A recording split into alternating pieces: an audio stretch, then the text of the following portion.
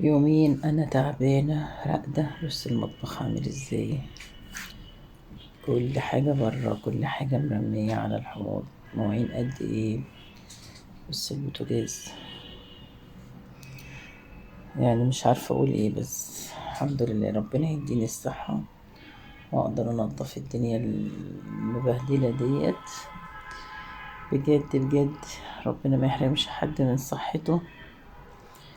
وبسم الله ما شاء الله مفيش حد بيساعد حد في الزمن اللي احنا فيه. يلا ربنا يديني الصحة. دلوقتي يا جماعة الحمد لله والشكر لله، المطبخ رجع كما كان.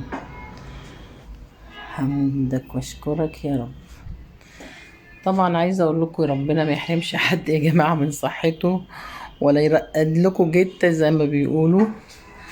من الواحد لما بيرقد ملاقيش حد يساعده ببصلة. ايه رأيكم في الزير بتاعي؟ الزير جميل قوي، الزير قناوي ده بالحنفية. بس ادي المطبخ بقى زي الفل. يلا كل واحدة كده تقوم تتنشط كده وتظبط مطبخها وتظبط حاجاتها وتخلي المطبخ بتاعها زي الفل. السلام عليكم.